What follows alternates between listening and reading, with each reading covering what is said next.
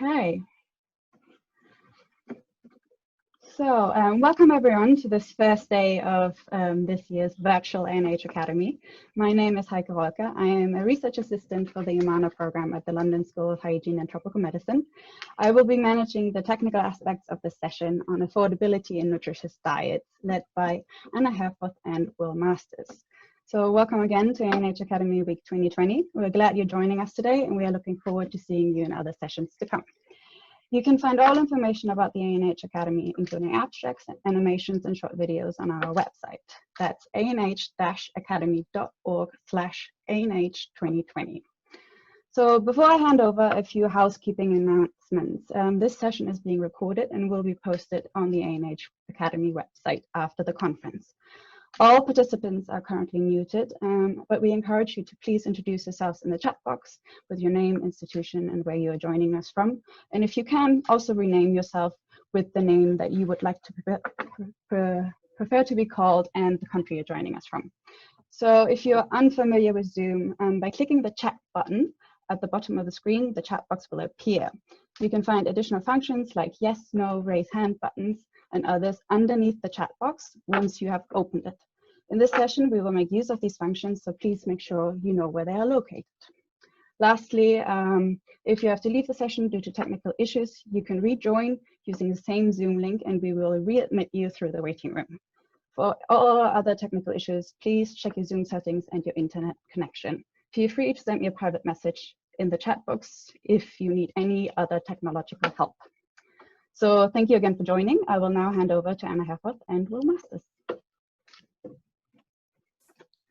Thanks so much, Heike. Thanks for the whole ANH Academy team for supporting. Really glad to be here to present this learning lab on affordability of nutritious diets.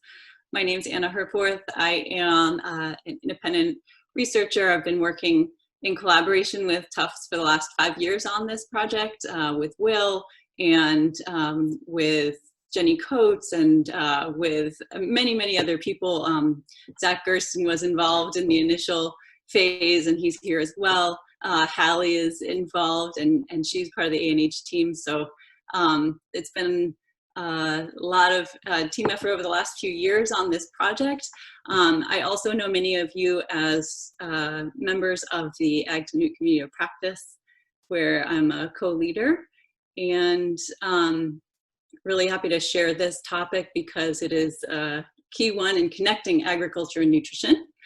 And before we get started with the content, Will, I'd like to hand over to you to introduce yourself and also have a few icebreaker questions to see who's here in the room and what people's backgrounds are. Thanks. Yes, indeed. Thank you. Thanks very much. Yeah, it's really wonderful to see so many people having joined. We've been on this topic, as Anna has mentioned, for quite a while. Some of you have actually participated in previous learning labs. And of course, in those in-person learning labs, we have a lot fewer people from a lot fewer different regions. So I thought by way of icebreaker, I would ask you to do what you have already done naturally, which is just to start typing in the chat box your name, your organization you work with, and the country. And I want to just make sure that everyone can actually see the chat box. So in order to find out, I want to use another really helpful Zoom tool, which I think you probably have used before, many of you have, which is to click on the participant tab in your, just below your Zoom screen, towards the middle of the screen, to the left of the green share screen button, there should be a participant tab. So if you click on participants, you should be able to see at the bottom of your participant tab, there will be a set of buttons, of which the two left ones are a green check mark for yes and a red X for no. So we know there's 133 participants in this group, 132 now, since one person just dropped off. But if you could just click yes to tell me, to tell us, to tell each other that you can see the yes, no buttons. So just click yes, and that's telling each other that you can see the yes, no buttons, and you'll participate in a lot of yes, no questions we'll be asking over the coming couple of hours. So we'll have a learning lab with more people than we would in person, with more engagement, because we can ask more questions in the chat box. You can type, and in the yes no buttons you can click. So only 91 people have so far clicked yes. So there's about 37 people who haven't yet found the yes no buttons at the bottom of your participant tab. So at the bottom of your Zoom screen, you should see an option to click on. Now we're up to 102 people have clicked yes. Please click yes at the bottom of your participant screen to say that you have, you are able to see the yes no buttons, because we'll be asking a bunch of yes no questions in the course of the Learning Lab. And then we'll also be asking you to type things in the Zoom chat. So many of you have already typed in the Zoom chat very helpfully your name, your background. Diana Luna says she cannot see the yes no button, and only 113 out of 140 people have clicked yes. So there's about 25 of us who aren't yet seeing the yes no under your participant tab. If you are unable to see the yes no button under your participant tab, but you would like to, can you please type in the chat, I still can't see. And we'll try to understand what would help you get access to the yes no answer. So we're up to 115 people. So Kumar writes yes in the chat box. So it's not clear whether you mean that you cannot see the yes no buttons. What we want is a button, is to click on the buttons that say yes or no, because that's what enables us to have a quick poll, a quick survey of everyone. Good, so there's 114 people have clicked yes. That means there's about 20 people who have not yet clicked. I'm just gonna assume that those people, Ahai Ichekuchu from Nigeria and Lucia Escobar has said they cannot see the yes no buttons. So those are, if you have your Zoom window open, it should be at the very bottom of your screen. So you'd scroll down to the bottom of your screen in order to see it. Interesting, one person noted that if you clicked participants twice, it appeared and then disappeared, and that was a problem for them. Oh, and Jan Lowe wrote that sometimes it's at the top of your screen, not the bottom. Thank you, Jan. I didn't realize that.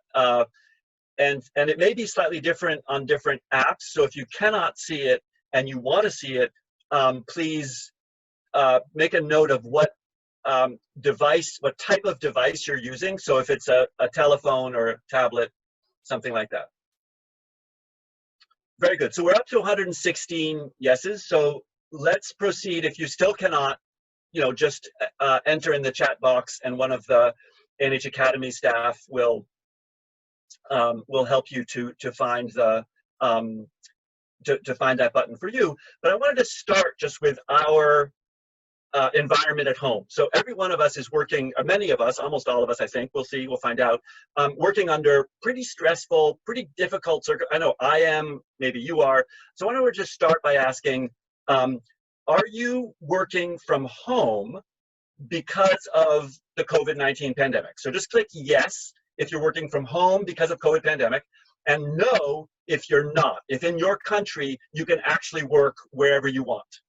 Right? So yes, if you are required to work from home, and so you're doing this work, in your home environment, as I am, as many of us are, and no, if you're able to go to the office or going to a cafe, going to a restaurant to get Wi-Fi, however you normally would work without. So we have 76 yeses. Their work is at home because of a COVID disruption, and 15. So we have about 80% disrupted working at home, and about 20% going to the office. So my next question, and I'm just going to clear these now. My next question is, in your work at home, has your stress and your caregiving time for children, for elderly in your family, has that gone up and made it harder to work? Has your stress and time obligation increased, often because of school closure? In my case, it's my father. I have an elderly father who requires a lot more care and attention now. So click yes if there's this added stress in your family because of children at home. So far that's 25 yeses. It's hard to handle the problems of being at home, and actually 50-50. So half of us are, actually there's 40 no's and 36 yeses. So a slight majority of respondents are saying no, actually, they've been able to keep working without too much added stress. About 45% have said, yes, I have experienced added stress. I think many of us, that added stress is a lot. You know, if you have two preschool children, for example, and schools are closed, that's really a challenging thing. So people are disrupted, it's hard to work, but it's super nice to be able to work together. I want to ask one more kind of home life situation is, do you trust your internet? So yes if yes, no if no. Do you trust that your internet will run for the next 2 hours? You're like, I'm confident, I've got this, the internet's going to be good for the next 2 hours. And no, if you're like, I don't know about the internet, it might go out, I might not be able to succeed. So far we have 68 yeses and 28 no's on trusting their internet for the next 2 hours. So that's about 30% of this group is not confident that they will be able to stay connected for 2 hours. So clearly, our ANH community has, you know, a certain amount of stress right now, but we're come together around this topic, and actually 70% of us are not entirely sure if the internet's going to run for the next 2 hours, which is pretty dramatic. So thank you so much for that. Anna and I had one other sort of housekeeping question to ask, and the yes/no buttons, and that's to ask, how many of you are confident that you've had some graduate training in nutrition, meaning like, you know, a whole graduate course as part of a, you know, degree, some kind of degree in health science or something like that. So at least one graduate level, could actually be an undergraduate course, but a, you know, strong course in nutrition. So you're confident that you could identify which vitamins are fat soluble, which are not fat soluble. You're confident you have some degree of kind of basic understanding of general nutrition. So we have about a clear majority are comfortable with nutrition. 65 yeses, 22 no's to at least one course in nutrition. So that's a very strong nutrition background. 70 yeses, 26 no's. 3/4 of us say yes, good background in nutrition. Now I'm going to clear and ask the same question about economics, about markets and prices. Did you have at least one class that you're confident taught you what is the difference between production and consumption, supply and demand, and international trade for basic concepts of economics and price formation? So that's actually about the same. 60 yeses, 23 no's, similar level of confidence between those two fields, roughly, in the sort of training backgrounds. Of course, it may not be the same people. Using these yes/no buttons, we can't get that much detail. And actually, I'm really curious about a third background question. So this is the last background question. And that's, have you ever lived and worked on a farm? Okay, where food originally comes from. Did you ever live and work on a farm, or work on a farm? I suppose you could have lived off it, but worked on it. It could be just a summer, it could be just a year. So in my case, I worked on a small dairy farm, and I've worked for one summer on a vegetable farm. So I would say, yes, I have worked on a farm. Of course, I'm not a farmer, but I'm just asking, have you ever? So a majority of us have. And I suspect that for many, many people, you might have grown up. Yeah, so one person says they grew up on a farm. One person says they're on a farm right now. And that's actually a slight majority. So 53 to 46 say yes, they worked and lived on a farm. So that's fantastic. Thank you very much. I think we have a somewhat better sense of each other because of this. And as you noticed, a couple things. First of all, that went pretty fast, right? We were able to get feedback from all of you. And I hope you're well warmed up for feedback, because Anna's about, so I think Sylvia will be able to share the slides. So Sylvia, you could queue up and share your screen to advance the slides. And then Anna is going to talk us through the concepts that she's been developing with the projects that she has described, with the collaborators that she described. You see on your screen contact information and so forth. And she'll be prompting you to use the yes, no, to enter in the chat box. And then we'll have Q&A interruptions when I will take out of the chat box various comments and questions that you've entered. So throughout the course of the time, please feel free to enter in the chat box any question, any comment, any concern that you might have, and we'll try to pick those up and get to those in Q&A periods in between the 2 hours. So this was, I hope, a good warm-up. You're ready to type and click and sort of go on this amazing journey that Anna has prepared for us.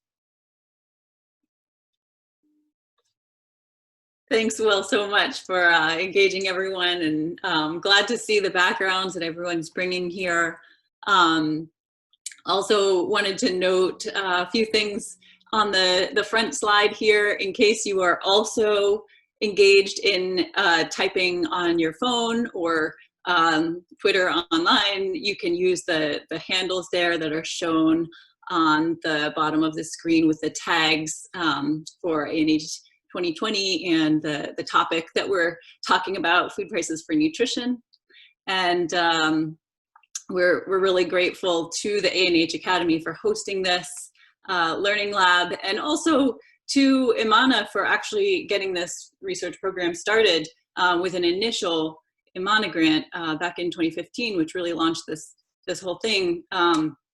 So that's been great, and it's good to share updates with you and some of the outcomes of the metrics that have been developed. Sylvia, next slide, please.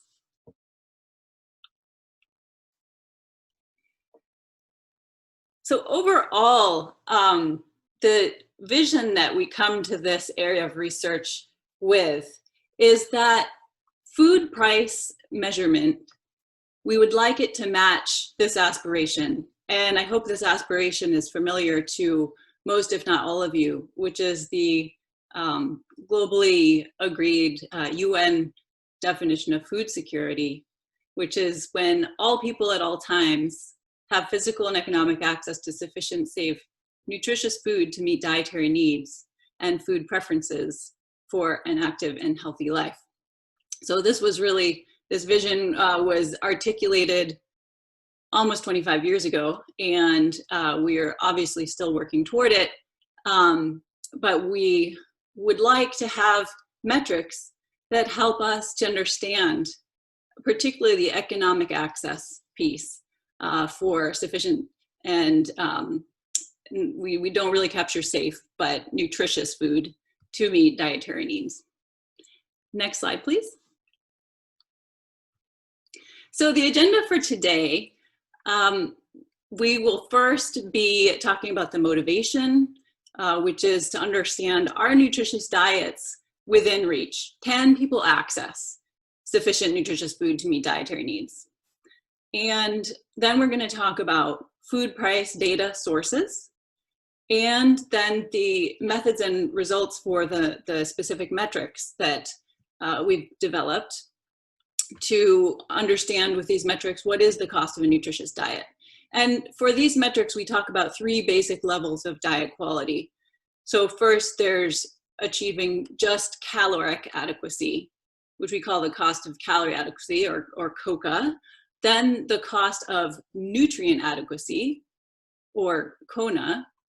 And then beyond that, the cost of recommended diets. So not only achieving calorie and nutrient adequacy, but also proportionality for kind of recommended healthy diet, and what that looks like in terms of, you know, normal proportions on a plate. And then there's an additional extension beyond that, which is the cost of recommended diets, also including food preferences, because all of the other methods are looking really at least costs and the lowest possible way to achieve these different levels of diet quality. But then we also look at, if we think about food preferences, how does that change the cost? And then we'll have a discussion and wrap up. So at the end of this session, we hope that you'll be able to understand where you might obtain food price data, what are some metrics that you can use to understand that data, and how you might apply it yourself, and how it has been applied for in other countries and data sets. Next slide, please. So here, please use the chat box now, and we want to hear from you. Why did you join today? So what attracted you to this session about food prices? Why do you think it's important to focus on food prices? And you can write whatever comes to mind, general curiosity or a specific interest, and we'll just be collecting these responses and come back to them later. But you know, start to think about what it is that you might be trying to do with the information that you learned today. Next slide, please.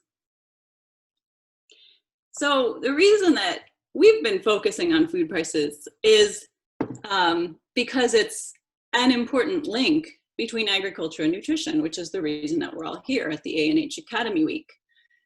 So there's a lot of ways that agriculture can affect nutrition, but this is one of the most important ways that many agriculture programs, nutrition-sensitive agriculture programs, try to impact nutrition through this particular pathway, which is that agriculture is a way to improve food access. And again, you know, going back to that food security definition, access to nutritious food to meet dietary needs. So that's something really that agriculture can do better than almost any other sector. And that's important because it then improves diet quality and then can affect nutritional status. Next slide.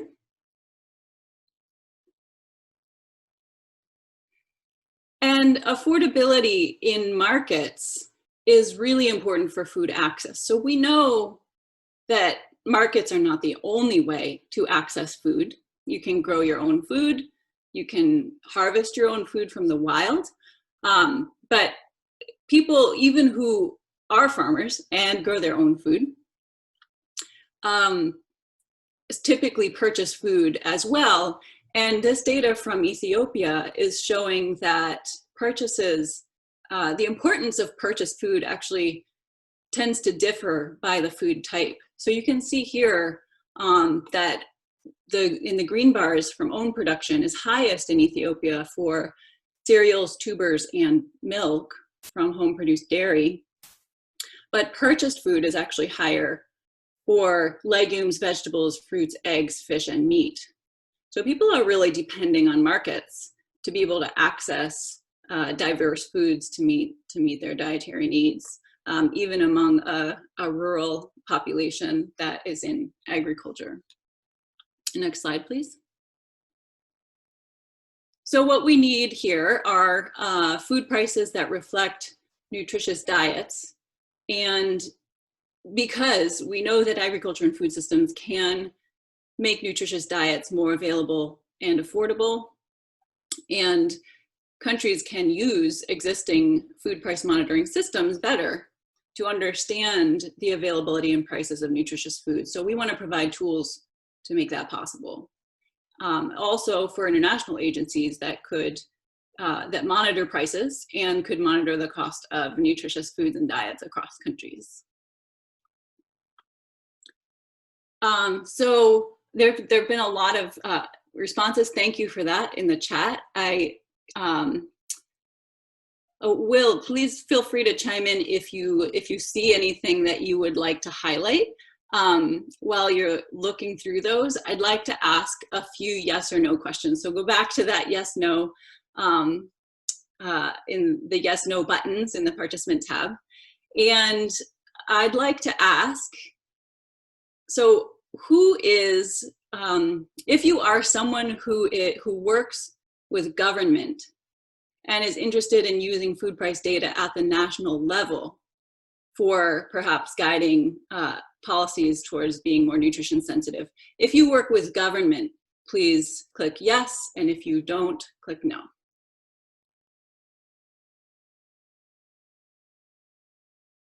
All right, so from responses coming in, the vast majority do not. We have about 20% saying yes, a little bit less than 20% saying yes, and the majority saying no.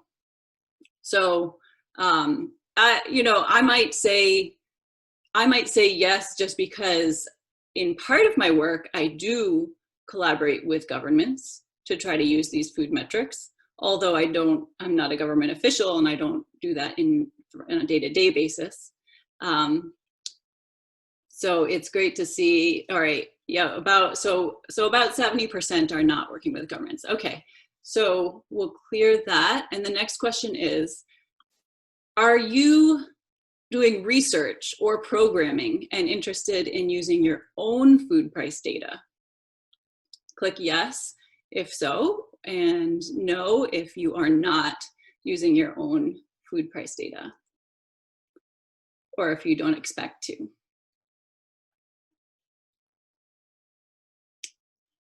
All right, so sort of more of an even split here. There's a majority saying yes, you are doing research or programming and interested in using your own food price data. So that's great to know. So about 55 yes and about 40 no. We will be talking a little bit about how to collect and use your own food price data for this, and a lot about how to use secondary data. So then the third question is, if you work with an international organization or research and are interested in using secondary data to understand food prices and nutrition. So I'll clear this.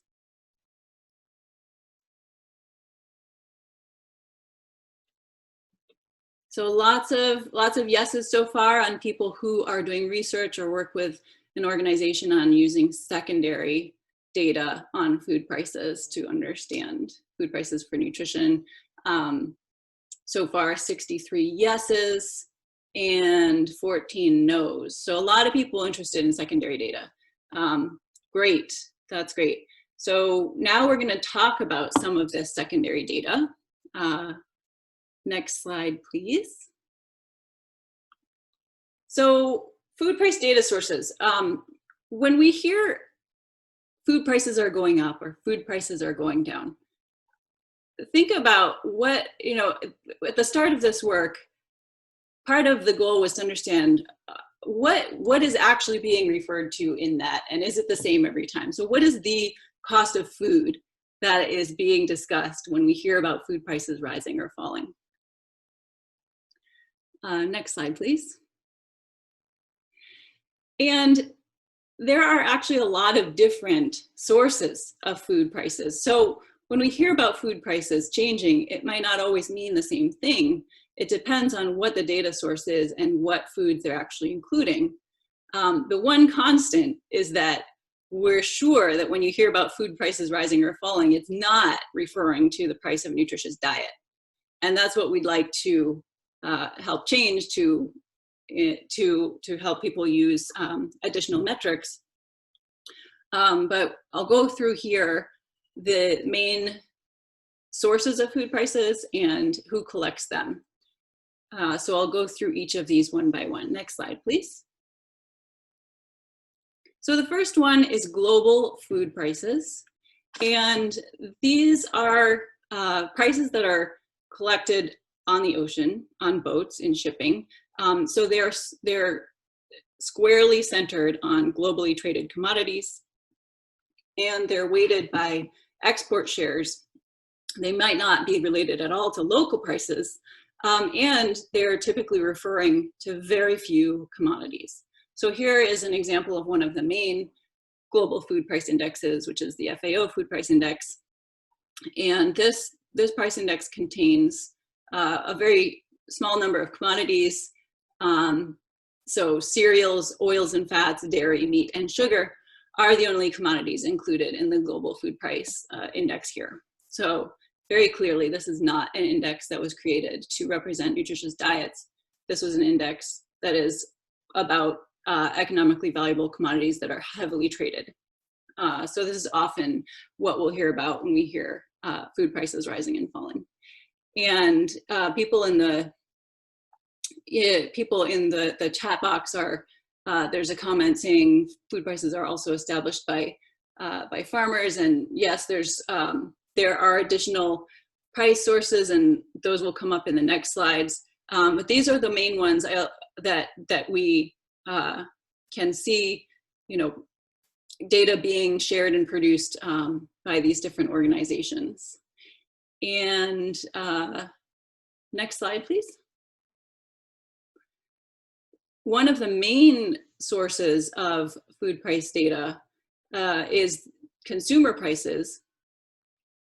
And these are collected in virtually every country, unless the country is in severe distress.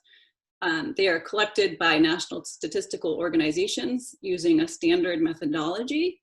And the main purpose of this price data collection is to monitor inflation.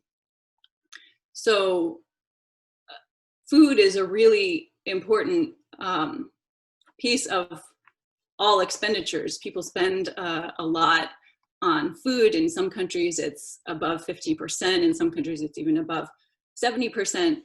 So when you want to understand inflation across all things people purchase, food plays a major role in that.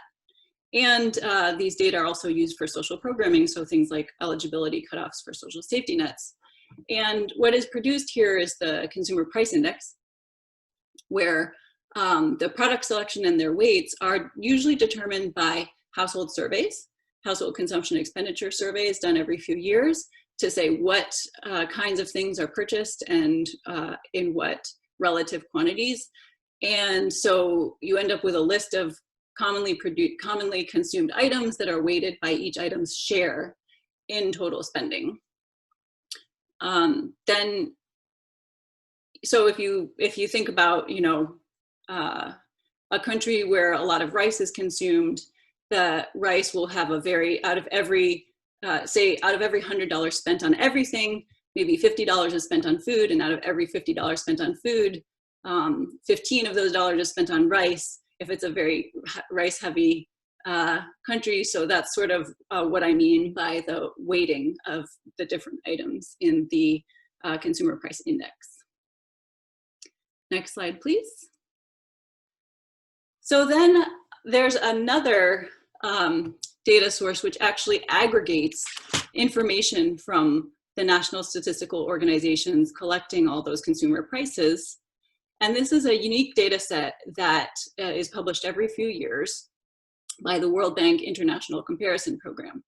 And its purpose in collecting all of these different prices across countries is establishing purchasing power parity, basically to see how far currency goes in each country on a comparative basis.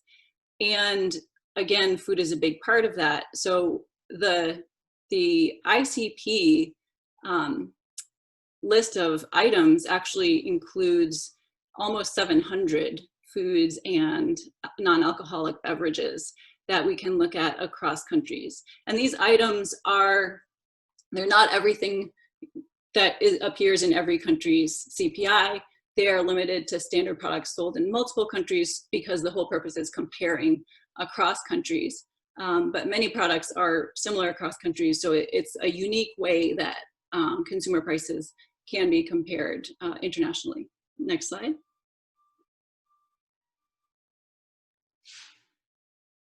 So we see here, using the ICP data, that in poorer countries, so with a low GNI, gross national income, towards the zero end, that the food and non-alcoholic beverages, which is the red line, is really high compared to all the other things people purchase, such as education, housing, clothing, transport. And then towards the upper income levels, food is proportionally much smaller compared to those other things. So that just reflects, what we know, that in lower income countries, food makes up a higher proportion of expenditures. Next slide. So now another source of information is market information systems. Next, please. And this is a catch-all term that encompasses a lot of different things, a lot of different systems for collecting prices. And some of them, so like somebody mentioned earlier about producer prices at farm gate, some marketing information systems can't collect information about wholesale or farm gate prices. And some also collect information on retail prices. So it's a real mix. Unlike the Consumer Price Index, which has a standard methodology, market information systems could have really a wide variety of methodologies in what they include and how they measure prices. So one example of market information systems is those that international agencies run. So the World Food Program, Vulnerability Assessment Monitoring System, the FAO, Global Information and Early Warning System, the USAID FuseNet. These are examples of information systems which obtain data from national governments and sometimes collect data themselves on a few sentinel commodities, and often they're limited to staple foods at the moment. Next. And next. And another major type of monitoring information system can be seen in national governments, where ministries of agriculture or ministries of trade collect data on a list of products that's important in the nation or region. And here's a photo of a Ministry of Food and Agriculture enumerator in Ghana collecting food price data for their monitoring market information system. Next.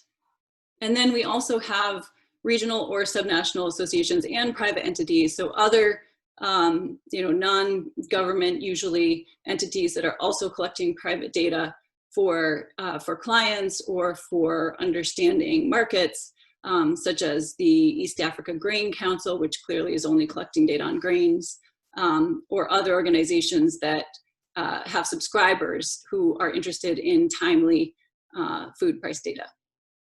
So this is a wide variety of sources. Some are public, some are not. Some can be accessed. It all depends on their remit and methods. Next. Then finally, we have household survey data. So we have food price data can be obtained from household consumption and expenditure surveys, which identify prices of purchased items and consumption shares of that item across a population. These are what's used as a basis for the CPI weights again, and they can also, unlike the CPI, they can be used to identify different consumption shares for different populations. So if you're interested in, the consumption weights for the low income quintile, for example, you could get that from household survey data as compared to a high income or rural urban differences, for example. But this is low frequency data, not carried out very often. CPI monitoring and market information systems are often price data is collected every week or every couple of weeks. This is only carried out every few years, so not suitable for a monitoring tool. Next. So in summary here, these are the various broad types of data sources. And you can see that for adequate diversity of foods to understand nutritious diets, we can look to the CPI, the ICP, sometimes monitoring, market information systems and household survey data. And if we want to look at subnational data, we need to use data collected at national level in different regions and districts. So that comes from the CPI, or again, something like a Ministry of Agriculture market information system, or infrequent household survey data. And then in the frequency, you can see CPI and market information systems are the only two that are high frequency for monitoring purposes. So we want to do now, that was kind of a crash course in different kinds of food price data. And we'd like to do a little quiz here to make sure that the information got through. So using your yes, no button, here's the first quiz question. So the World Bank's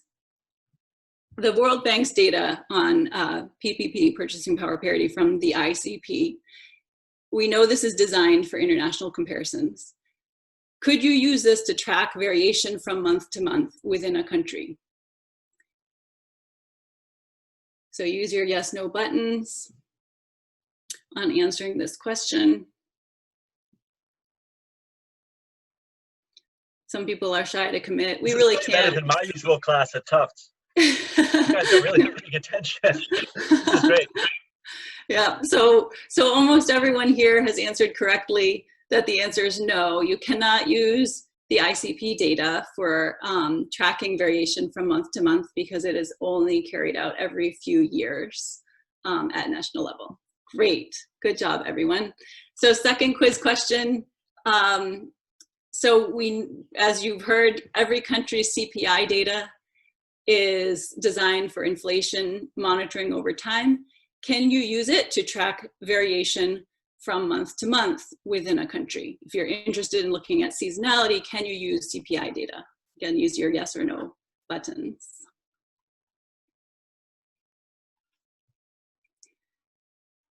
Excellent. So almost everyone is saying yes, which is correct. You can use CPI data from month to month to understand month-to-month variation. A couple of people said no, which you might also be correct if you couldn't access that data, because accessing the data is an issue. It's not publicly available, and you do have to often do some legwork to find it. So that's the only caveat for using it to monitor variation from month to month. But in theory, you certainly can. All right. Now, last quiz question. Actually, this is something that you can answer in the chat box. Excuse me, we don't have a yes or no question here.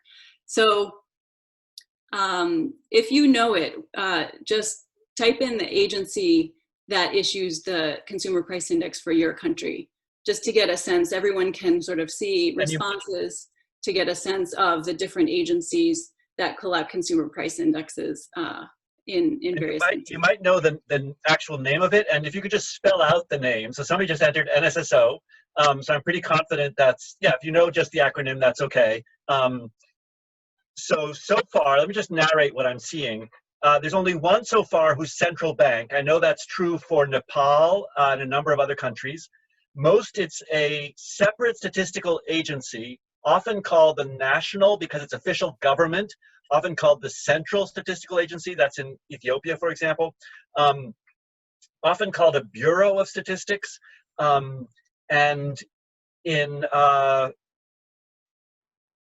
some cases, in the United States, for example, it happens to be in the Bureau of Labor Statistics. So sometimes it's associated with a particular ministry. But usually, as people are correctly, an astonishingly large fraction of you know your national statistical agency. Wow, that is fantastic. The Ghana Statistics Service, for example, Stat South Africa, Zimstat, yes.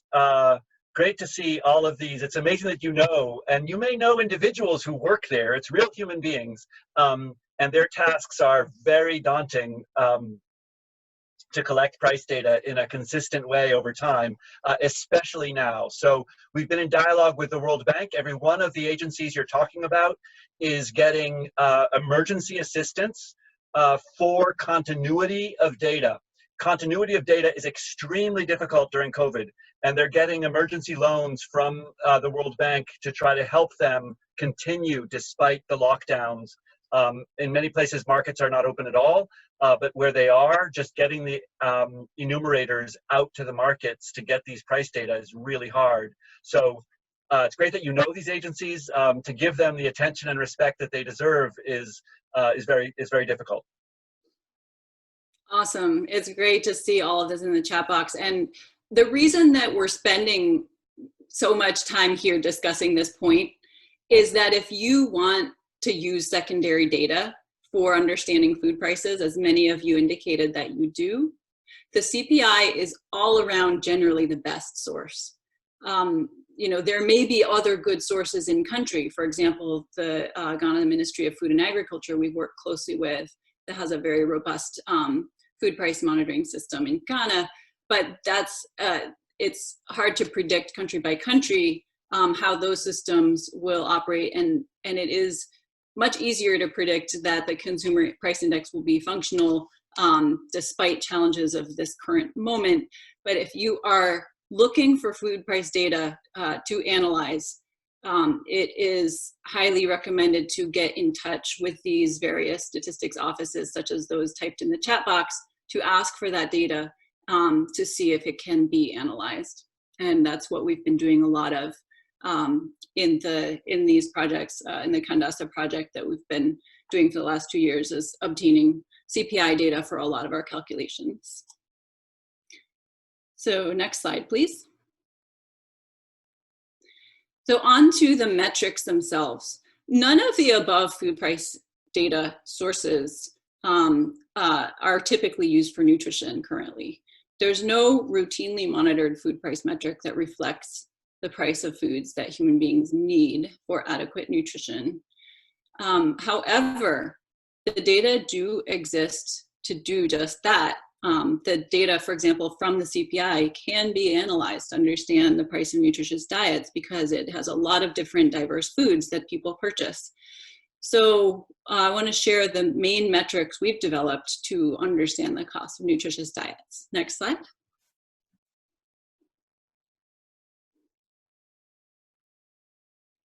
Next slide, please. Thanks. And next. The first indicator, which is cost of calorie adequacy, we don't say is actually nutritious diet. It's certainly not, but it's a baseline benchmark of the very lowest cost of meeting calorie needs. So it simply selects the cheapest starchy staple to identify the cost of meeting calorie needs. Next. We also look at the cost of nutrient adequacy, and this is really the oldest approach, dating back to 1945. The origin of linear programming came from this attempt to understand the cost of meeting nutrient needs. And this approach requires current food composition data and nutrient requirements. Next. The third metric is the cost of recommended diets, and this is based on dietary guidelines. For example, the one shown at the side of the screen. And the idea is to identify the lowest cost of meeting these dietary recommendations, which are often official government policy. So if there are national food-based dietary guidelines, they're published as a policy document as recommendations for all citizens to aim to consume that diet. So it's a very relevant metric for understanding the cost of that diet. And these guidelines generally aim for nutrient adequacy as well, even though they're not, they don't depend on linear programming in our metrics. but they generally would capture nutrient adequacy, and also then all other attributes of each food group, such as fiber that comes along with fruits and vegetables and phytonutrients. But the really important thing for the identification of this diet is proportionality. So like you see in the plate example, that one is from the US, it shows a plate with the proportions of each food group, and you wouldn't want to have a plate that is mostly filled with rice, for example. You'd want to have the plate that sort of looks like that with different food groups. And so that's the basis of constructing costs to represent that proportionality. Next. Then we finally take that metric a little further, as I said earlier, in including food preferences. So not only filling that plate with the very least cost items that are available, but also considering what people prefer. So in a rice consuming country, it may be that the cheapest staple is something like barley. But if rice is preferred, then we would want to take the price of that instead of the very, very cheapest starchy staple for that particular food group. Next. All right, so when we talk about affordability, first of all, before I say anything more, I'd like you to stop and think for a moment. Think to yourself. You don't need to type anything in the chat box. Think about what is the cost per day that you spend on food. How much do you spend on food? If you can, maybe you have an idea of that per month, and you can sort of do a quick calculation of what that means per day. But think about what your daily food costs might be. And when you have that, per person, yes, thanks for that clarification. So when you have that figure in your mind, write it down on a piece of paper, not in the chat box. So keep that figure handy. And when we look at affordability, what we're talking about, next slide, is we're talking about the price of food items relative to either other foods or to a defined income standard. So a lot of people think of affordability as something that's kind of subjective, and it does involve, it can certainly be a subjective perception of affordability, but we're talking about it here as the cost of food as it relates to a defined standard. So for example, next, we look at the cost of these different diet patterns compared to poverty lines. So would a poverty line of, say, $1.90 be enough to support the purchase of a healthy diet? So in your yes, no, using the yes, no boxes, if you can indicate, is the amount that you spend on food per day higher than $1.90 international dollars? I just realized that might be slightly tricky if you're thinking in your local currency. It involves converting into an idea of international dollars, but the best you can estimate, is your food spending higher than $1.90 per day? Okay, so for almost everyone, the answer is yes, which is what we would expect. And we would generally expect that, if you're a person who's joined this webinar and you have even marginally functioning internet to join for 2 hours, that you would also be a person who is not living under the poverty line and probably consumes, has the means to consume a healthy diet. And based on our calculations, healthy diets are almost always above $1.90 per day. So great. Now next, please. Another way we can look at affordability is comparing it to average expenditures on food. So we know that for the poorest, on average, the poor and low income countries spend about 63% of their income on food, and that's data from the World Bank.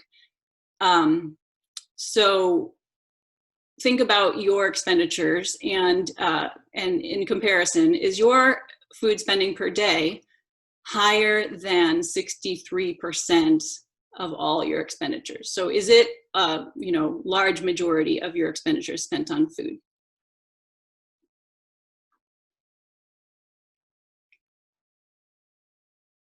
So the numbers are adding up, and most people are saying no. A few people are saying yes, and this might be also a little hard to calculate on the fly, because sometimes immediate other expenditures might be very low. So you might be spending a lot of income right now on food, and so there could be a variation there. But most of us here on this call, about almost 60 no's and almost 20 yeses for spending more than 63% on food. Next. And then finally, another affordability of comparison that we've used is comparison of the cost of food to wages. All right, great. Next slide, please. Right, so Quinn Marshall's writing in, I just happen to have really cheap rent now, and it's not a lot to do out of the house with COVID. So yes, food spending is more than 63% of all expenditures. So that definitely can be a common theme among many people at the moment for expenditures that are different than usual. Great. All right, so I just want to go through each of these metrics one by one so that you understand really how they are calculated and what the method is. So again, cost of calorie adequacy is really kind of just a benchmark to compare the other diets against. And we here have to specify first a calorie need. So you can specify any calorie need that is appropriate for your reference population that you're working with.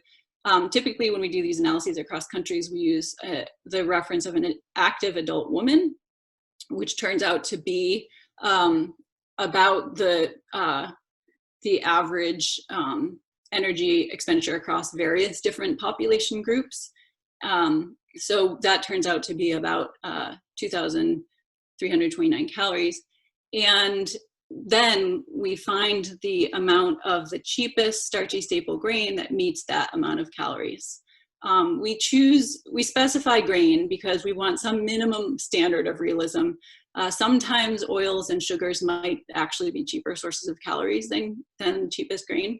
But this method uses grains because, in fact, we know that there are people in the world who do eat only rice or only maize in a day, at least for short periods of time. And sometimes it's because that is all that they can afford. So this is kind of the lowest standard of kind of survival of calorie adequacy. Next. And I just want to point out a comment from Jan Lowe. Do you consider starchy staple roots and tubers? Because in a lot of countries, cassava might be cheaper. Yes, absolutely. Thank you for that correction. We do. It is not just grains. We do consider all the starchy staples. Great. So the next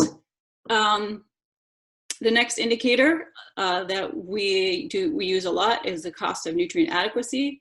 Again, this is the lowest cost of meeting calorie, micronutrient, and macronutrient needs, and also avoiding toxicity. And so we use published standards of nutrient requirements and choose foods via linear programming that meet all these needs at the lowest total cost. Next slide. And for the nutrient standards we use, we have been using the dietary reference intakes from the Institute of Medicine developed for the US and Canada, which specify minimum and maximum levels for 21 nutrients. And a lot of all the different nutrients here are shown in the table.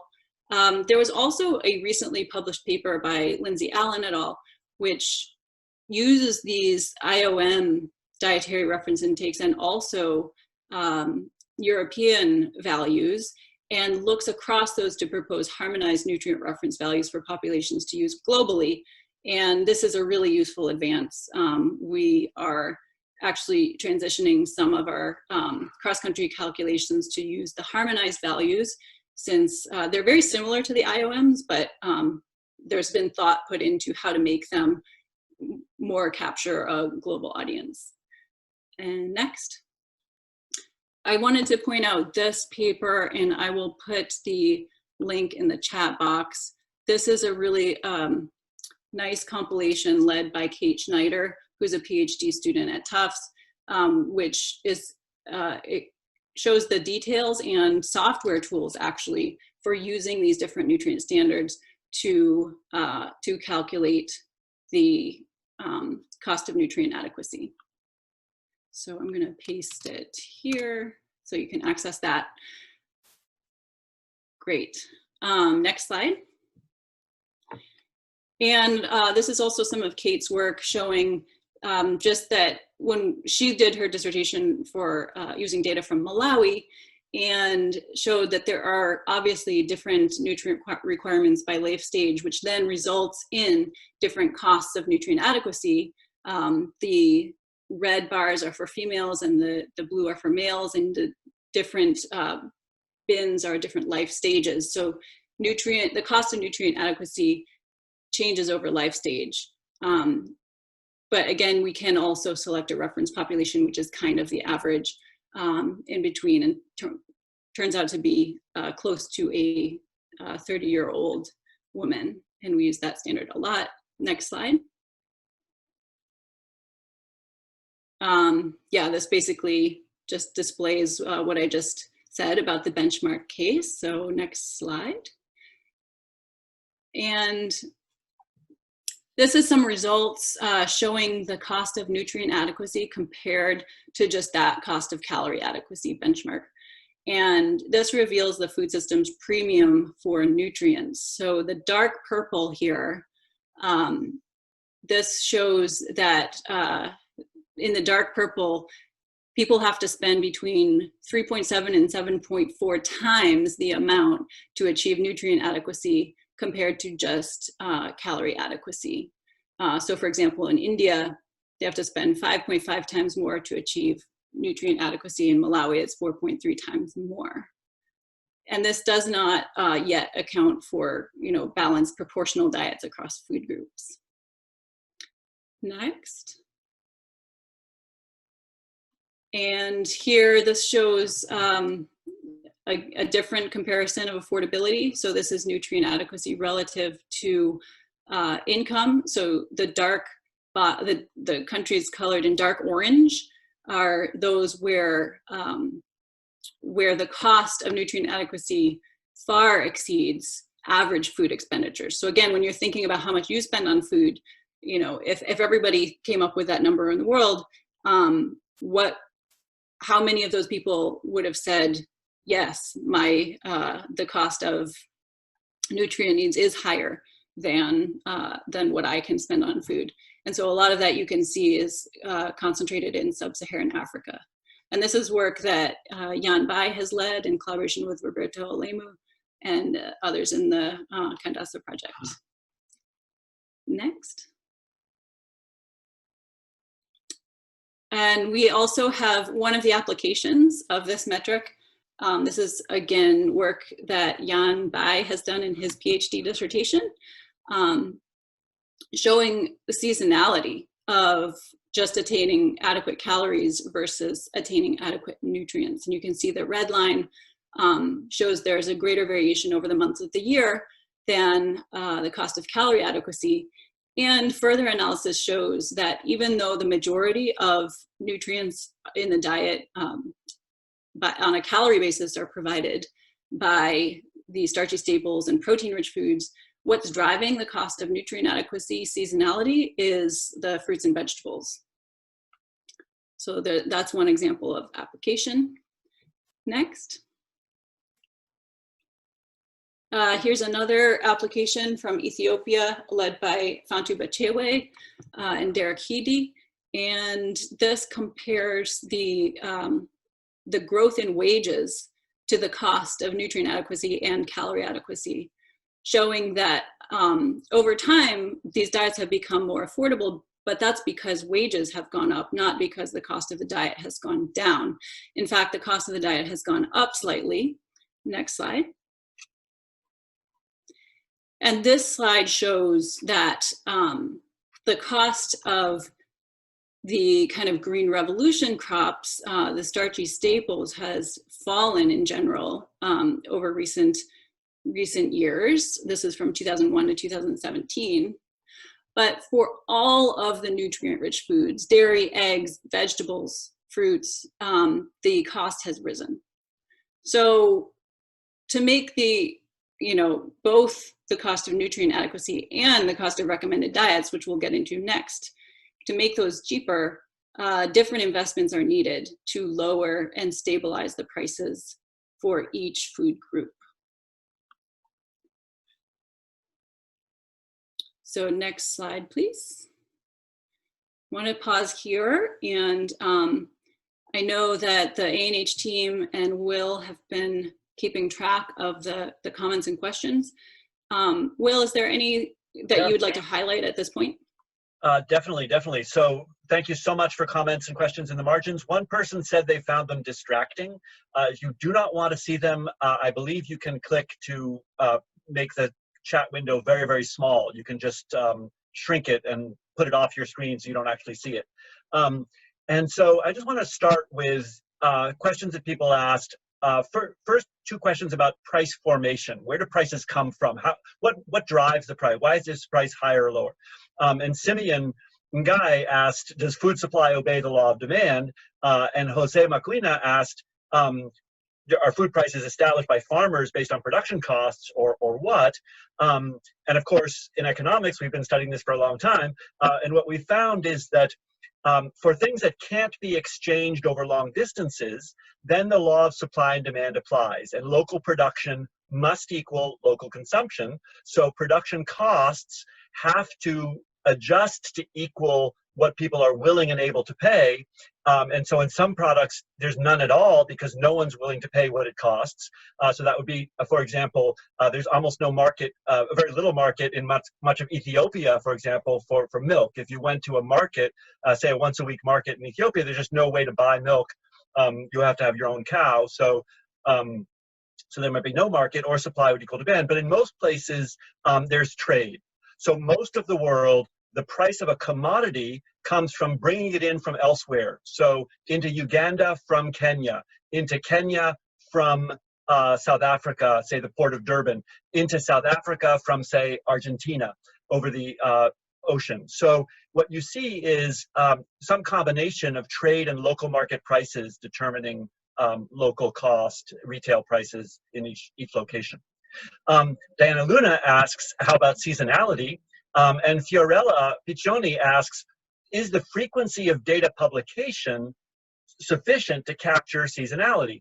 And that is a great question. So Diana, of course, prices are actually seasonal, and they vary quite a bit, as Anna just showed. And often the price data reporting is not up to speed. And so any work we can do to make sure that there's high frequency data collection on the fruits and vegetables, the fish, the eggs that matter, as Anna showed from the Ethiopia data. The question from Nokutula asked, based on the indexes that you have just discussed, how do they come up with a balanced food basket? So Nokutula is asking, how did those dietary recommendations from the food-based dietary guidelines that Anna uses, that we use for the cost of recommended diets, how do you come up with that balanced food basket? And I'll let Anna answer that in a minute, but just link it over to a question Nagla Arafa asked, does this take into account a diverse diet?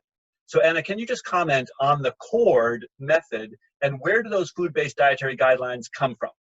How do they come up with a balanced diet?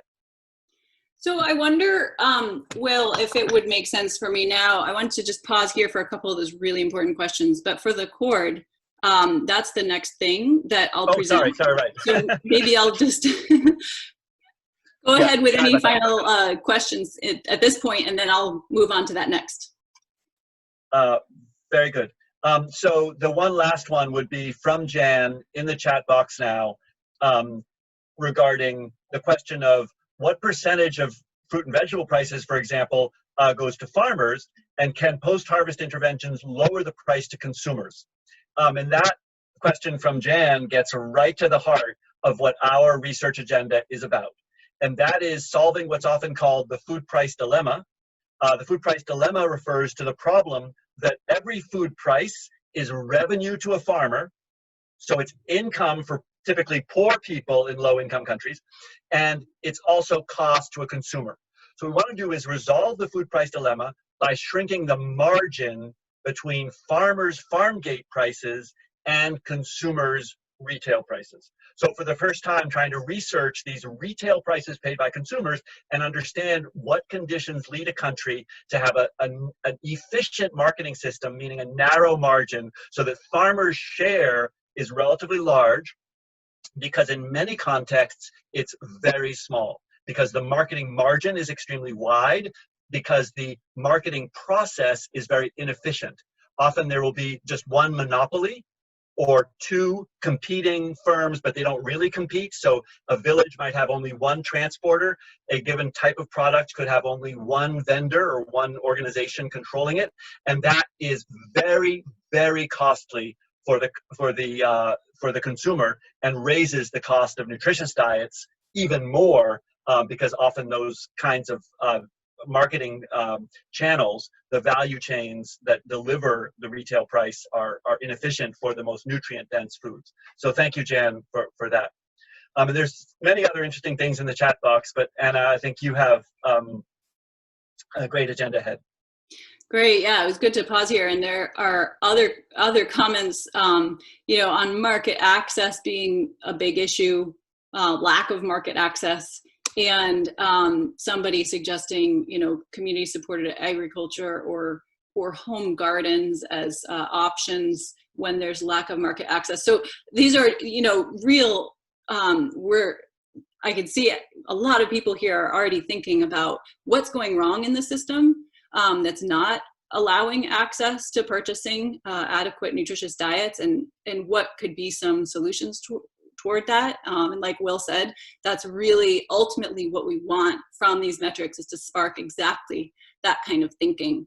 We'll return to some of those applications after I go through the final metric here. So next slide, please. All right, so cost of recommended diet is the cost of meeting a set of dietary recommendations. This really could be any diet pattern, such as the Eat Lancet diet. Many of you may have seen the paper produced by this group led by Kalle Hirvonen, who, and Will was a co-author of that paper looking at the cost of Eat Lancet diet across countries that used ICP data. We could also look at the cost of a DASH diet or a Mediterranean diet, really any kind of diet pattern, as long as those diet patterns contain recommended quantities per day, because that's what we need to be able to quantify the cost of meeting the guideline. So we use national food-based dietary guidelines a lot because, as I said earlier, they're often national policy documents produced in countries that describe the type of diet that is recommended for the citizens in the country. And so to answer the question about where these come from, next slide, please. They are an attempt to translate a vast and always incomplete evidence base regarding relationships between foods, diet patterns, and health into specific and culturally appropriate and actionable recommendations. So there's a lot there, including an evidence review, including trying to achieve nutrient adequacy in terms of recommending types of foods that are available and preferred in the country. This is a document, a set of guidelines that's intended to influence consumer behavior. And also in a lot of countries, it informs a range of policies at national level for improving nutrition and food access. And even though the food-based dietary guidelines are developed in countries to be relevant for that country, that's often a matter of detail and communication. So specific types of food that are recommended or how they're discussed is very country specific. But when we actually look at food-based dietary guidelines across countries, they're really often quite similar in terms of the types of proportionality. You know, there's no country that says you should consume most of your diet in starchy staples or most of your diet in protein-rich foods. You know, all countries have the kind of similar levels of proportionality between, you know, starchy staples, protein-rich foods, some emphasizing animal source foods more than others, and fruits and vegetables. Next slide. This is an example of how this kind of analysis could be used. It's the only one that we have seen. Otherwise, this work is really novel, but there was this group who looked at the cost of consuming the United States My Plate diet and showed that the monetary amount of the Supplemental Nutrition Assistance Program, which is a safety net in the United States, that may be insufficient to support consumption of a healthy diet recommended by guidelines. So that's the type of analysis that we come to with this sort of metric. Next slide. So the FAO has curated a website which has all the current food-based dietary guidelines in over 90 countries. Next slide. And we can see here the geography of where they are currently available. Latin America and the Caribbean and Europe, many countries have dietary guidelines, many also in Asia and the Pacific. North America, only 2 countries has dietary guidelines in each of those countries for US and Canada. And in Africa, there's very few. In fact, there's only 1 country currently that has quantitative dietary guidelines, which is Benin. Others are currently in progress. So over the next couple of years, we expect to see a lot more coming for countries in Africa. But using the yes/no buttons, can you indicate in the country where you live, as far as you know, does your country have its own food-based dietary guidelines? Just to take a pulse in this group.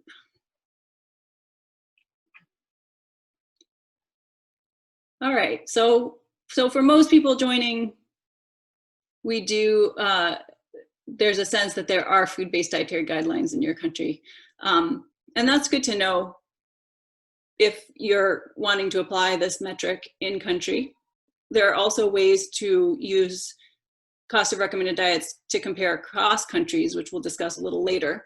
But almost 60 people saying yes, they are aware of food-based dietary guidelines in their country, and 17 saying no. Great, next slide. Yes, and somebody is writing in Ghana, no food-based dietary guidelines. I understand they might be in progress, but that was certainly a constraint to our work in Ghana, that we applied the you know, neighboring regional country of Benin's food-based dietary guidelines, and most officials in Ghana didn't seem to have a big issue with that. But it would be great, you know, it's helpful to have a national policy document for kind of political will. Next slide. Yeah, so again, kind of emphasizing that there's a real, there is a lot of commonality. Even though countries produce their own specific guidance, there's commonality among guidelines across countries.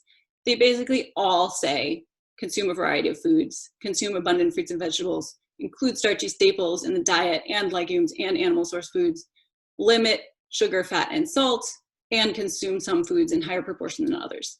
That all seems pretty basic, and it should, because, you know, every country is recommending kind of these same tenets of what a healthy diet looks like, and this is what's captured in the metric.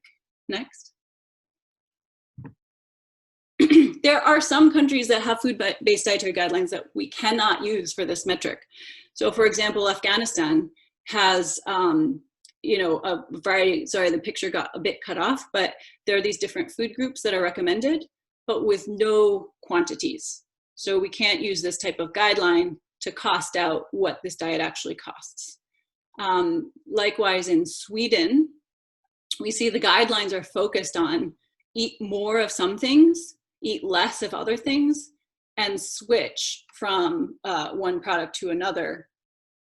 And these are the key messages that Sweden wants to communicate, but there's no kind of proportional diet, including all food groups, in this guideline, so we can't cost that particular guideline. Next. So the first piece of information we need for this metric is how foods are grouped. Here's the example of India's food-based dietary guideline, which shows, the grouping of different items. This is in a pyramid shape. Often it's a pyramid or a plate or many different kinds of representations. Next. The second piece of information we need for this metric is serving sizes and number of servings recommended per day, or some countries define recommendations in terms of calories per day or grams per day of the food group. So here, retaining the India example, this shows for different populations, you can see the grams per portion and the number of portions. So we can easily use this information to say, all right, what does 30 grams of rice cost, or 30 grams of lentils? And if we use, moderately active woman as the reference, 11 times 30 grams of rice or 2.5 times 30 grams of pulses, what does that cost per day? So then we can add up all of these costs of the different food groups to arrive at the total cost of the diet. Next. The third piece of information, of course, is food prices for enough foods to satisfy the dietary guidelines. So usually, again, the consumer price index will have enough foods. A rule of thumb is that generally the data set should have at least around 60 food items to cover all of the food groups in the table. Generally the CPI has more than that, and often market information systems do too, or you can collect your own primary data. So to calculate the CORD, because all the guidelines say that diversity is important, we don't simply take the single lowest cost item, but we take, in most cases, the 2 lowest cost items. For vegetables, we take the 3 lowest cost, because many guidelines specify 3 different types. And for dairy and oil, we take just the 1 lowest cost, because those are items where diversity is not necessarily important but rather just inclusion of the group. Next.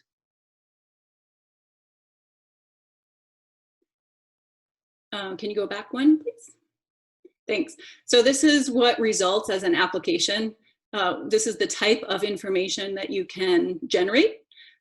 So here in Ghana, we use the Benin dietary guidelines, which are represented there. And we found the cost of each food group using the combination of least cost items. And here we found that vegetables were contributing the most to the cost per day of meeting those dietary guidelines. Next. Another application of this metric is to look at the variation in cost across space. So here we used data from Pakistan and showed, first of all, the variation in total cost per day, where the red is the highest cost area. But then we looked at the variance across regions for each food group and found that there's very high variation in dairy, fruits, and vegetables in Pakistan, and less variation in starchy staples, protein foods, and oils, as would be expected based on perishability. But this really shows data to back that up and generates ideas about what kinds of interventions could be done to reduce prices across all regions. Next. Then we can also use, here's another application of the metric, is to look at variation across time. So here in India, these are 2 different ways of looking at variation across time. The one on the left shows the change over 10 years in the diet cost relative to wages. So here we have each state in India and showing which states the diet became more expensive and less affordable, and in which states it became less expensive and more affordable. And then we can look at seasonality. So this is the average cost of each type of food over the different months of the year. And here it reveals that fruits and vegetables are are the most seasonal and driving the cost of recommended diet differences across seasons. Next, please. Okay, so I want to just talk a little bit about primary data collection and analysis. So far, we've focused on using secondary data, but if you are a researcher or a programmer who is collecting your own data, here are a few things to keep in mind. And if we had a face-to-face learning lab, we would have included this in the lab, but I will just walk you through it so that you have some more concrete sense of how you use this. You can certainly use the cost of nutrient adequacy if you have the adequate data for food composition and nutrient needs. And we will be soon sharing code for the CONA calculation, and we don't have it quite ready yet, but that's on the way. It takes a little bit more of know-how and expertise to calculate the cost of nutrient adequacy, but certainly doable. Here, what I'm going to demonstrate is what you would do to calculate the cost of recommended diets, since you can do this without any linear programming. So first, you would decide, are you interested in a single market and looking at the cost of diets in that market? Or are you interested in a whole area with multiple markets and decide where you need to collect data? Then when you go into a market, you would talk to people who are selling food, and at any given stall where food is sold, you would ask about prices for as many items as is comfortable and record the price per unit. That's very important because, of course, we need to end up having cost per kg if that's not the standard unit already. So it might be useful to either bring a scale or purchase items and weigh them yourself later so that you're sure that you know what the cost is, because cost per bundle or cost per bag isn't very useful unless you know how much that is contained in that unit. So you can also purchase items here, which is also a nice way to maintain rapport so that these busy stall keepers are not too annoyed with you asking for prices. And repeat this data collection for several vendors so that you don't just have one price point. Next slide. And then once you have all of the prices that, in the markets where you want to focus, you would then enter all of these price observations. So this shows a kind of screenshot example of the way you might enter data. You have the market identified, the food item identified, and the price per unit identified. And where you have multiple observations, as highlighted in yellow, you would then take the average price for each market. So for example, here we have in Ethiopia, in this particular market, many observations of red lentils. So we took the average price for red lentils across all the different vendors. Next.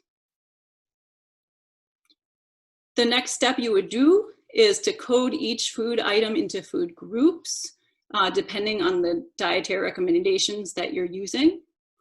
And then convert the price. You have to first make sure you have everything already converted into price per kg, and then convert it into price per serving, because most dietary guidelines are in serving. So you need to ultimately end up with the price per serving of that item, and that depends on its food grouping. So once you have, this is where there's some additional data that would be necessary in terms of the serving sizes and in terms of the edible portion. But when you have that information, you can convert price per kg into price per serving, and then you'd select the lowest cost price per serving items in each food group. So if you're dealing with oils, you select only the one lowest cost food. If you're dealing with vegetables, you select the 3 lowest cost. And so this is highlighted in yellow here in this example. We have the cheapest oil selected, and we have the cheapest 2 starchy staples collected, which is in this example are barley and pasta. And next. And then this is where we're working on some tools that are not quite available yet, but this is the type of calculation just so that you can see how it's done. You'd have a data sheet where you have blank rows for each food group.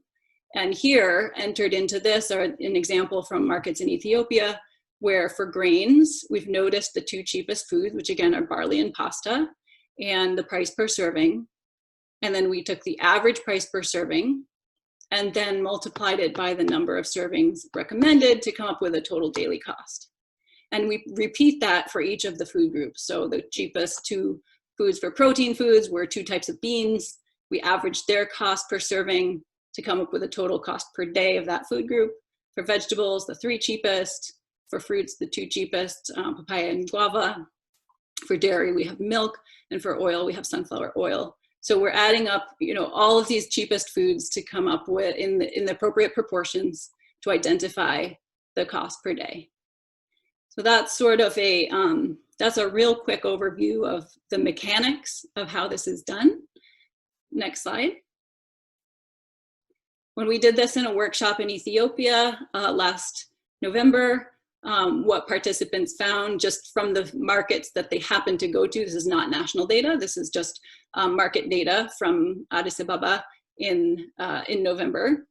Participants found this result. So this is what you can generate once you've come up with the cost of each food group in the way I just described.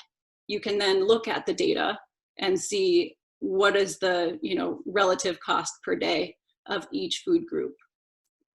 And so what we found here is that in Addis Ababa at this time point, the recommended diet cost appeared to be about 70% of the international poverty line. So just marginally affordable maybe for those who are really in poverty. Next. And here's another way that you can look at the data showing the cost per serving. So this shows fruits being very high as a cost per serving, followed by vegetables and dairy. So if you're really poor, you're probably unlikely to use your marginal income on food groups that are relatively expensive per what you get from that serving. And you can see how these prices explain what is actually observed in Ethiopia and including Addis Ababa, which is diets very heavy in starchy staples and low in diversity. And it also aligns with observations we have from secondary data of relative prices using national data. So that gives you an example of how you could do this yourself.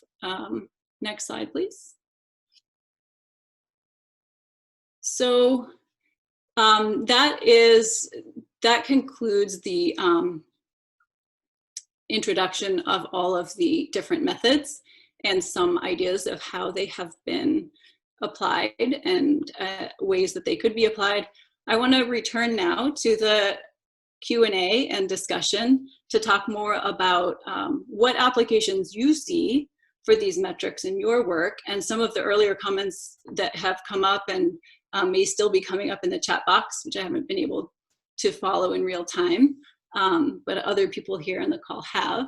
So how you might be wanting to use these metrics, what information you might need to be able to use them, and how this information might inform decision-making around policies for or programs for improving access to nutritious diets.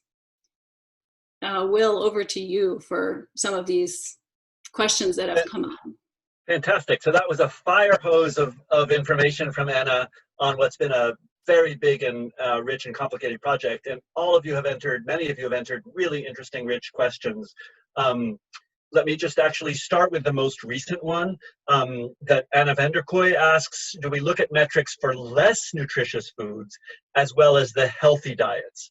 And that's super important because yes, our funding and motivation was squarely affordability of healthy diets, and this new agenda of trying to ask, are the unhealthy foods tempting people into substituting chips or soda or other things instead of making up their daily energy from empty calories instead of nutritious foods. And so we do have metrics for that called Nutritious Food Price Index to compare unhealthy to healthy, and that is an important agenda beyond what we've been funded to do in the past. So that's very, very helpful. There are many interesting questions and observations. Let me just flag one very important question about the cord. Winnie Sambu and Alia Punawala ask about food-based dietary guidelines that are specific for young children, for adolescents, perhaps for the elderly. And the answer is that so far we've been using cord for food-based dietary guidelines for the population as a whole. And for individual ages, we've been using the nutrient adequacy metrics because those are more defined by age. But yes, a few countries do have age-specific dietary guidelines. In the US, this will be for the first time children in a special dietary guidelines now. There are many questions about aspects related to our food price and dietary cost measures, such as whether food-based dietary guidelines actually work to alter dietary intake, and what can be done to try to bring affordable nutritious diets within reach. Those are all very interesting questions. There's also Monturayo and others have asked about whether we take account of contamination and food safety, and the answer is no, not yet. In principle, the items that are priced in our data sets are a similar quality and a similar sort of size and food safety level. So for example, thinking about green leafy vegetables, it would be approximately this size bunch that is clean and similar standard of food safety. But of course, you know that there's variation in green leafy vegetable prices by time of day, by the exact quality of the items, and so forth. So that's very, very important. Anna, in her email, said the cost of recommended diets for women and men, because there is that gender differentiation in the Indian food-based dietary guidelines. Anna, do you want me to continue on questions? We have 20 more minutes. I think that it would be the best use of time to do questions. I did have some slides on other applications of these metrics.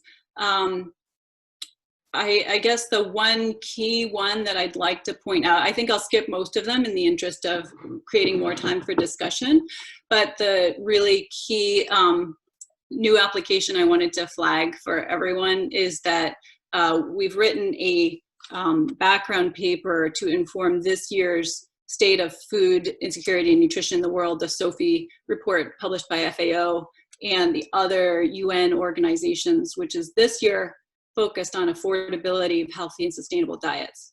So we have a new analysis coming out July 13th, which will show the cost of calorie adequacy, cost of nutrient adequacy, cost of recommended diets, and also Eat Lancet diets across countries using the new 2017 ICP data, which was just released a couple of months ago.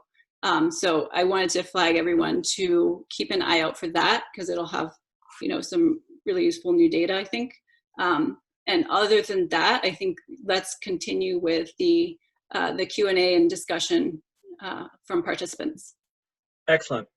So let me pick up a couple of questions that are all about food prices and government interventions about them. So how do you take account of different questions? So Jean Young from Malaysia asked, governments can regulate or fix ceiling prices.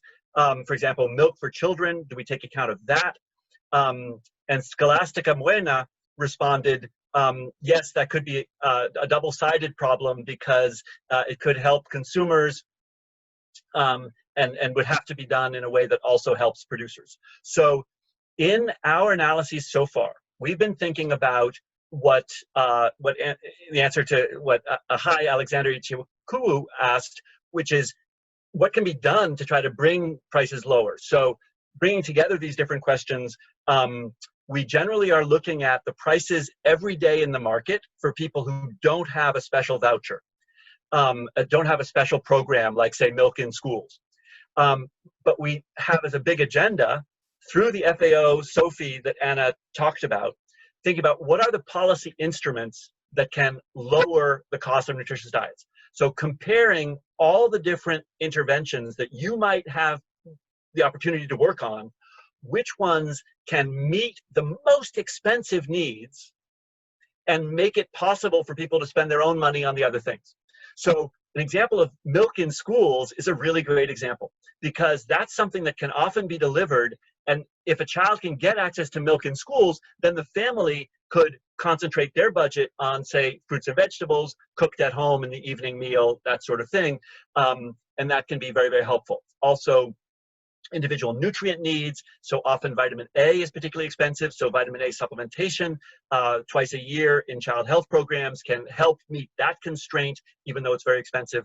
And then biofortification, crucially important to increase the amount of zinc, iron, vitamin A, and other micronutrients that are in starchy staples consumed every day. We can estimate the effect of that on the cost of nutritious diets, but that relies on nutrient composition data, which several people asked about, very interestingly, whether we take account of, and how do we take account of the edible fraction in foods and take account of losses of nutrients in cooking.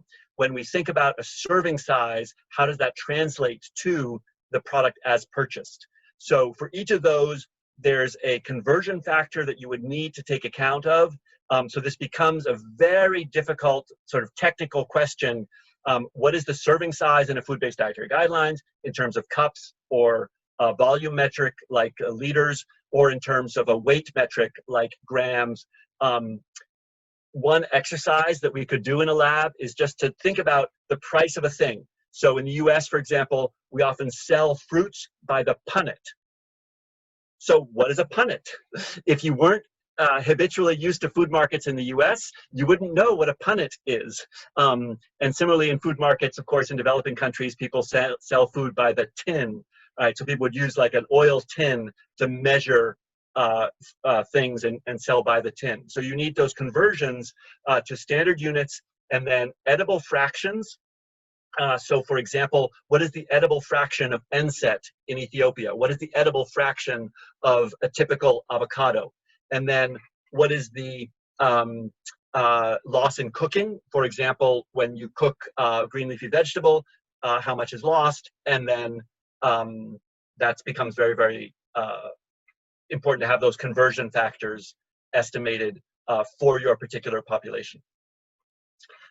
Nagla Arafa asked, how about different meal plans? She said, I have approved meal plans for different age groups. They're not the national food-based dietary guideline, but they're meal plans for a project. And so answering Nagla's question, absolutely, you could use the exact same software tools, the same methods we're talking about, to think about any other kind of nutritional criterion. In food terms, that would be our CORD metric, and in nutrient terms, that would be our CONA method. So we're slightly different mathematics, slightly different software tools to get at whether it's a nutrient adequacy that you specify or a meal plan. So thank you for that. And then one last comment from this round is an observation from Motunrayo Olumakai, who says, in Nigeria presently, due to COVID-19, pasta is now cheaper than the staple from tubers. And I thought that was such a great observation, because it really gets to the heart of the different market structures that drive retail prices in the countries for the populations we're concerned about. So it's not just pasta that can be cheap. Often,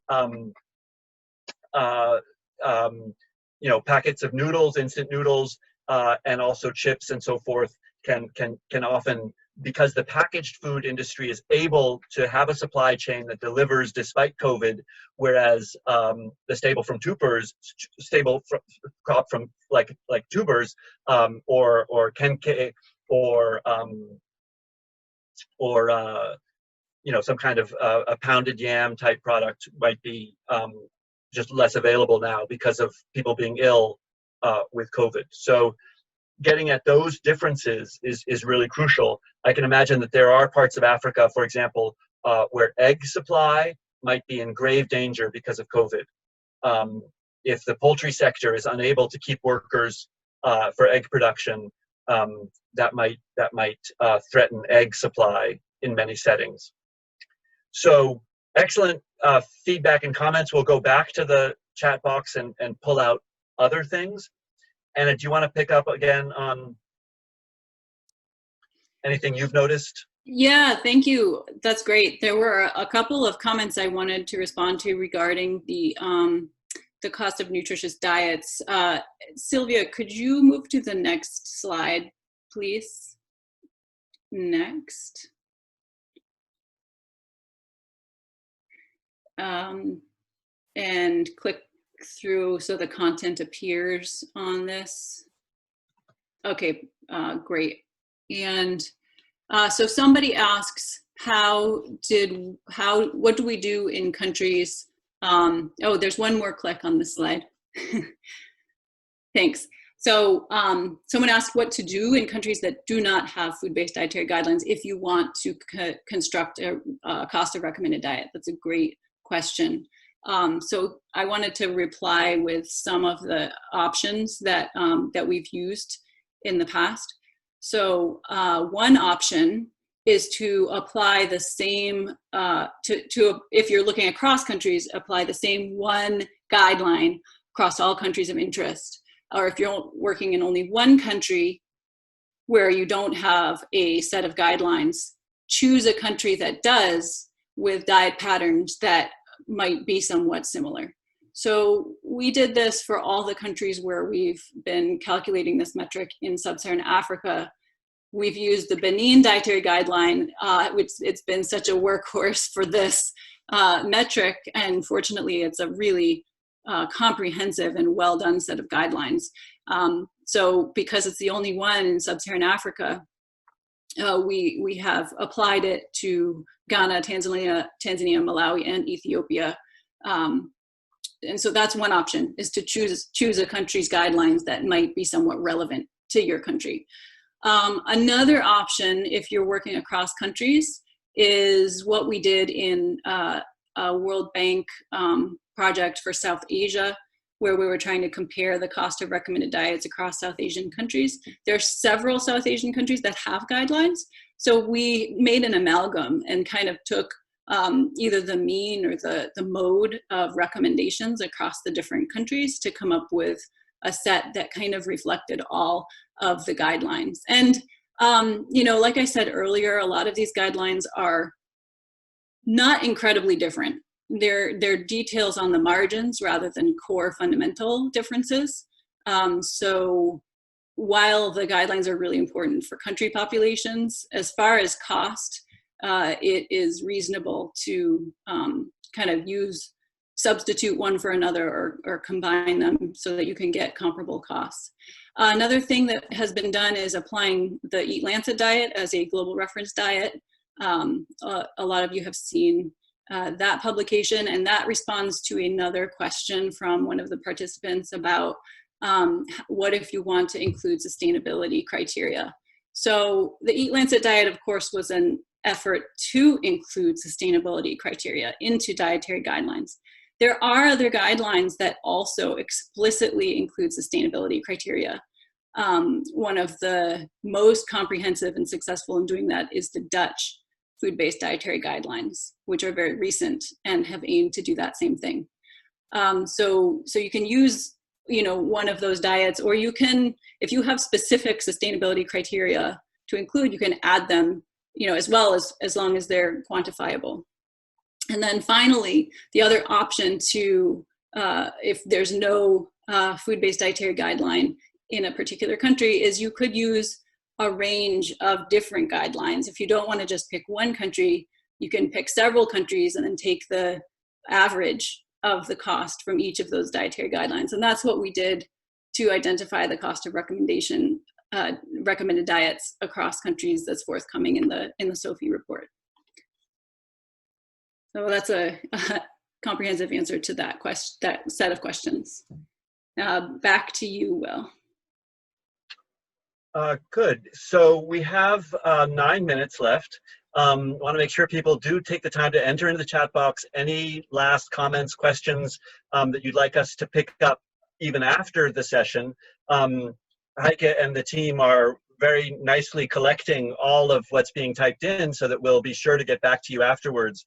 And of course, the slides and recording will be available afterwards.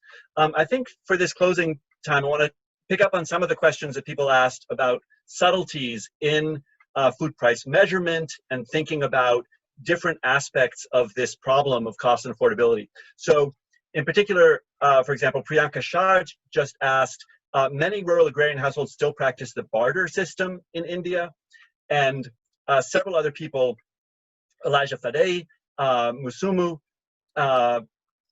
Musimi, sorry, and Kat Pitore, asked questions regarding limited markets. So sometimes there might be barter, as Priyanka suggests in India. Sometimes you have to grow it yourself. Sometimes you are not able to buy it at all. So what we've been trying to do in our project so far is to get at that, to begin getting at that.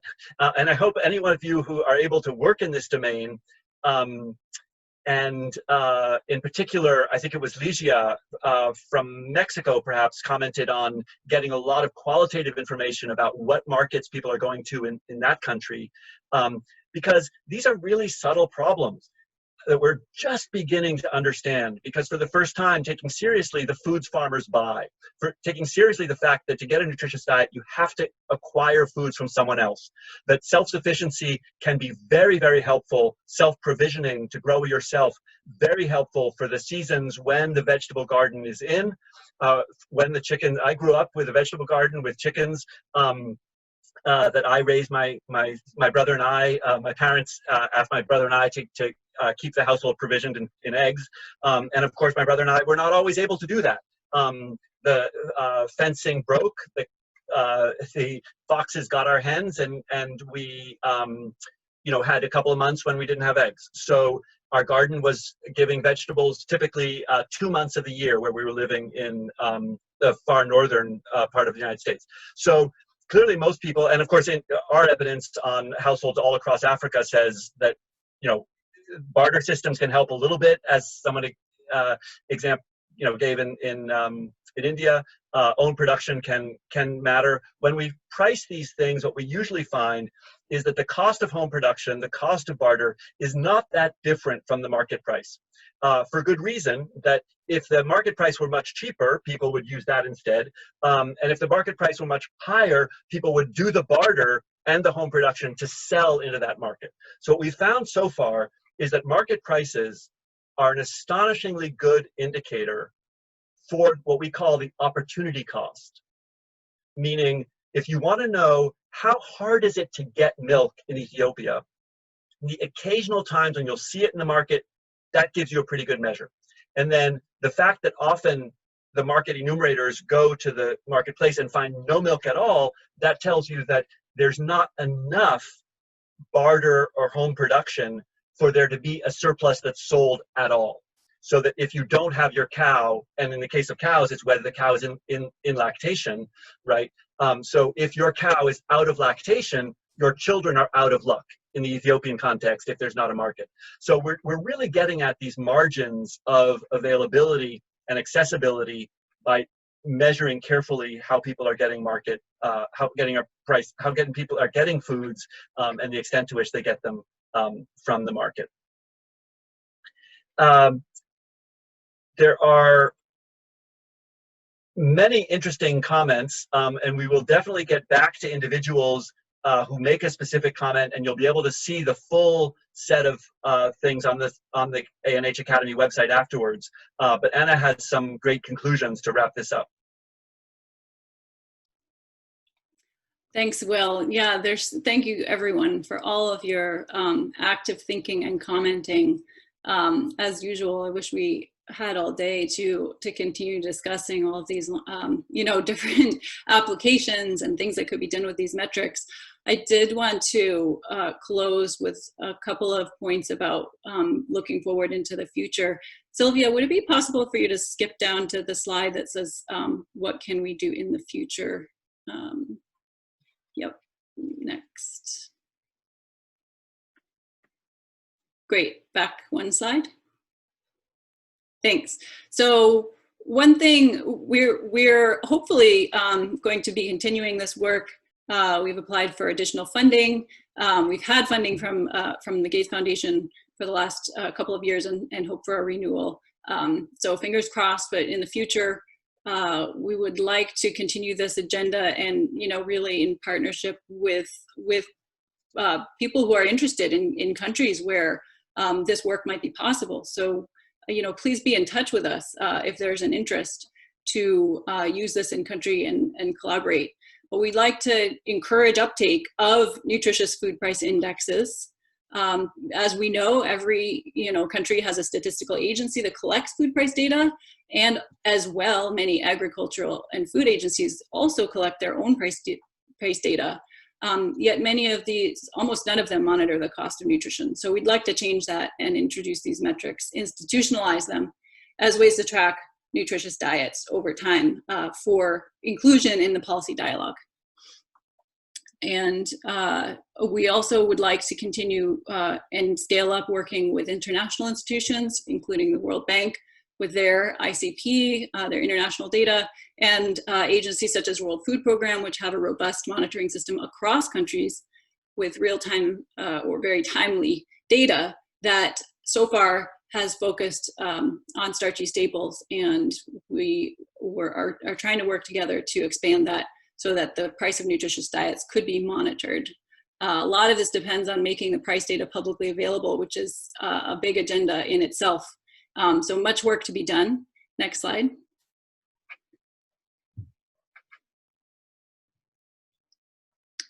Next. So what is clear from a lot of this work so far is that a healthy diet remains beyond reach for the vast majority of the world's poorest. Next. You can click through this whole slide until the picture appears, please. So food prices are really high in low-income countries, and it's really important to work on what actions can be taken to improve those. And therefore, we need what gets measured gets managed, right? We need these indexes. We need food prices on diverse foods to have that conversation about how to improve reach for the poor. So this is a powerful tool for research and policy. We will continue to work with stakeholders here. Stakeholders in Ghana, Food Price Data Collection Agency officials are pictured, who we've been collaborating with for the last several years to use these food prices as national statistics. Next. So a couple of big questions ahead. Can we use market prices to monitor disruption, as we're seeing big disruption now? Sylvia, go ahead and click through this whole slide, please. So that's one question that we're working on. And then also, can we use these data to improve food systems? So right now we're focused on having created the metrics, getting them institutionalized and used, but then there's additional work ahead of how to use those, what's the political process in actually taking on board this information for decision-making in food systems and agriculture, or in programs. If programs such as Feed the Future or any program in country is collecting food price data, how to use that for feedback and how to improve food systems. Next slide. So just to close, I wanted to acknowledge the various members of the Kandasa project team pictured here. A lot of the data and applications that you saw are from this whole group of people. Have been working really hard on this for the last couple of years. And next slide. Thank you to everyone who has attended today, for your attention, for your great questions and observations.